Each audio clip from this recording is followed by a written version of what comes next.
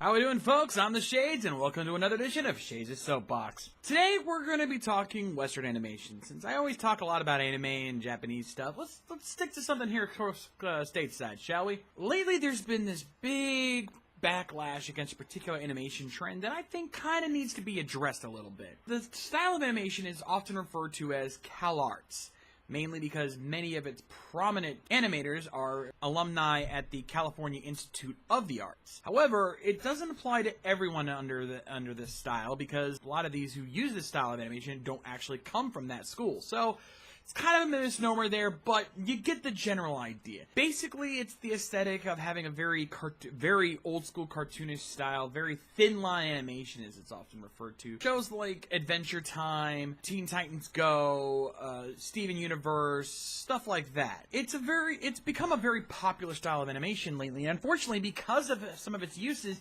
it's come under a lot of fire lately, and I kind of want to address that on both sides of the fence. You know, defending its good points and calling out the bullshit that it does have. Let's get the good points out of the way first, because quite frankly, I think you kind of have to understand the good side of this before you see where the problems do indeed lie. The true problem is not the animation style itself, it's its utilization, or where it's being utilized. Shows like Steven Universe, Adventure Time, Gravity Falls, Star vs. the Forces of Evil, all of those are fantastic shows, and the animation style works rather well with it. Honestly, I love those shows. Even though I haven't watched all of them very heavily, I haven't watched much Steven Universe, even though I really wanted to, don't get me wrong. Those shows are actually really good. I've seen a little bit of Adventure Time, I've seen a few episodes of Gravity Falls, I've seen a few episodes of Star.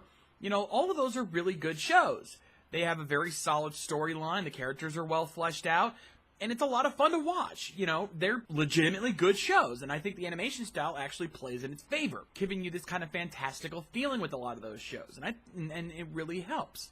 So it's not the animation style itself that's really the problem here. The problem is where it's being used, because the shows that are getting a lot of the flack for it are shows from pre-existing franchises. Teen Titans Go, Ben 10, and most recently the announcement of Thundercats Roar. These are the shows that this animation style tends to be backlashed against, because it's taking a show with a pre-existing animation style and making it feel like it's being kidified. And I'll be completely honest, the shows in question, at least the shows that we know for sure, Ben 10, Powerpuff Girls, Teen Titans Go, those shows did suffer under this style, because the thing of it is that the other shows that I mentioned earlier work because they're already set up to have that kind of mentality to it, but they play off of that to tell compelling stories. Again, Steven Universe uses that same style, has its comedic moments, gets goofy and silly at times, but it tells some very deep, dark, mature stories that kind of subvert that animation style, and it really works. Adventure Time. Again, it's silly and goofy as all fuck. You know, it's not one of those shows that you would think is for older audiences, but it does have some mature moments here and there. It's just very subtle under the guise of this very cutesy animation style. The problem with shows like Teen Titans Go in particular is that it just runs off of that animation style and just plays it all up for laughs. It doesn't tell any deep stories. It doesn't have fleshed out characters. It's taking characters that we already know and love, who had fleshed out characters, and just telling goofy stories with them, and that's why people are pissed off. Same with Powerpuff Girls. You know, its characters were a little more fleshed out as opposed to TTG, but not by much, and the stories it told weren't anything different than what the original Powerpuff Girls told. And that's why people got pissed off about it. It actually changed the characters and ruined them, at least in many people's eyes, to tell a different story that just didn't work. And now here we are again with Thundercats Roar. A lot of people do remember the old 80s cartoon, which, let's be completely honest with ourselves here, the original Thundercats was not as great as people remember it. Most people remember the opening, which was probably the best part of the show. The actual show had pretty piss-poor acting at times, though there were some greats in the mix, don't get me wrong. The stories were very cheesy at best. It was pretty bad. Trust me, I can't even go back and watch that show anymore. It's just so cheesy. Then there came the 2011 reboot, and that one was really fucking good. It changed the characters up. It gave us a new Lion-O who was really badass and really fleshed out characters. Same with the rest of the cast. The only problem was Nobody fucking watched it. Now, to be fair, this could be partly Cartoon Network's fault because, quite frankly, when it came to any of their more mature action-based shows, they tended to move those things around like they were freaking shuffling the cards. And it was very hard to keep track of when those shows were actually airing, so nobody could watch it sometimes.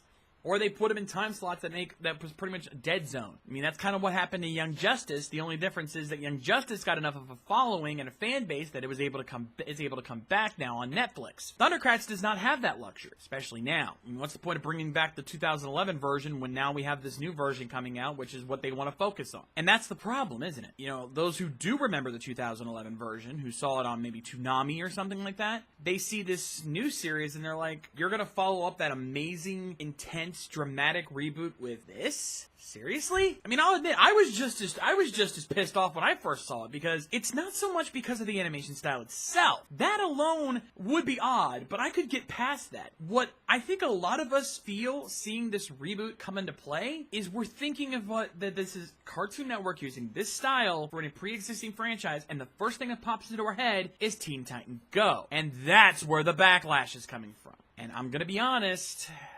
that part of the backlash I am fully understanding of. Let's be honest here, folks. That is a big fear for a lot of people, and it's not unjustified. Teen Titans Go has not only ruined our perception of the original Teen Titans because it's just similar enough to the original while still completely changing everything we know about it, but the creators of the show have gone out of their way to piss off the fans who have complained about the show. And unfortunately, we are already seeing that again with Thundercats War, as one of the creators has basically attacked the fan base for their concerns. And while many of these attacks have been rather harsh and unnecessary, and I'll admit to that full front, it's not all unjustified. There is legit fear that this could be another Teen Titans Go, and they don't want that. They don't want to suffer through that again. There is one argument that these creators have made that, quite frankly, needs to end. It is an argument that I've seen countless times from creators of children's shows, or at least shows aimed at younger audiences, that, quite frankly, unless you're producing something for Nick Jr., you need to end this particular excuse right now. The argument that they make often is that this is aimed at kids, it's not aimed at older audiences, so why should we cater to you? I'm sorry, but that argument is not only flawed, it is pathetic, and it is a weak-ass excuse. You know what the target demographic of your shows tend to like? They tend to like a lot of the same stuff that we do. No joke. My daughter watches Five Nights at Freddy's videos. She's coming up on 12 years old now. And she watches Five Nights at Freddy's on YouTube. Now, you could argue that that's kind of a little too far, but I watch what she watches, and I make sure that she understands what she's watching. Don't mistake me. I don't just let her watch whatever. I know what she's watching, and I'll make sure, and if I see something that is going too far, I do cut her off. And I explain why. Because I'm a damn good parent, and that's what you're supposed to do. Oh, and trust me, when it comes to parent groups who ruin children's television because they're worried about their kids getting exposed to, I'll be dealing with you later. Making the excuse that you're making a show for kids so you can dumb it down is pathetic. Kids are not stupid. You can more than show them mature material, and they can get it. You don't have to go over the top. I'm going to bring this up again later, but or another time. But you don't need to go over the top. You don't need to make it gory. You don't need to make it sexual. I'm not asking for that. That would be going too far, and I fully agree with that. But you can tell mature stories. In fact, in many cases, you should tell mature stories. Because kids need to be exposed to some of that stuff. You don't have to be gratuitous with it, but having a character die in a TV show is not a bad thing. We talked a lot about Teen Titans Go. Let's go back to the original Teen Titans. The Terra arc. Probably one of the most memorable arcs in the entire series. Because of how dark, how deep, how just mature it really was. You had this young girl with superpowers infiltrate the Titans, deceive them, lie to them, backstab them, and at the end, when she realizes what she's done, sacrifices herself. And aside from the ending, which is very ambiguous, very unknown what was going to happen with that, as far as we know, she truly did die that day. She turned herself to stone, permanently petrified. Might as well be dead. That is mature. It wasn't bloody. It wasn't gratuitous. We didn't see, she just turned to stone. In terms of how a death scene goes, it's actually pretty tame, but it's the meaning behind it that made it memorable. You could even, it's not the fact that they died, it's what they died for.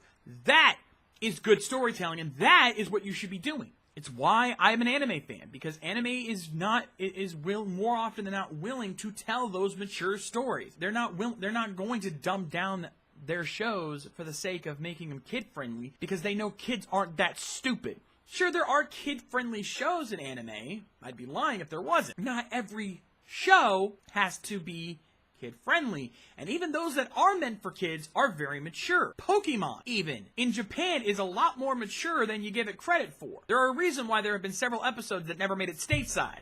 Because in Japan, it's not a big deal, but for us in America, it's very bad. And some of them, admittedly, I can understand why they were censored. Like, don't get me wrong. Like, you know, the beach episode and the safari episode that got banned. And, of course, the infamous Porygon episode, but that's a whole nother topic. That's a whole nother topic for another day. Honestly, folks, just tell good stories. Don't worry about dumbing down a show for your audience.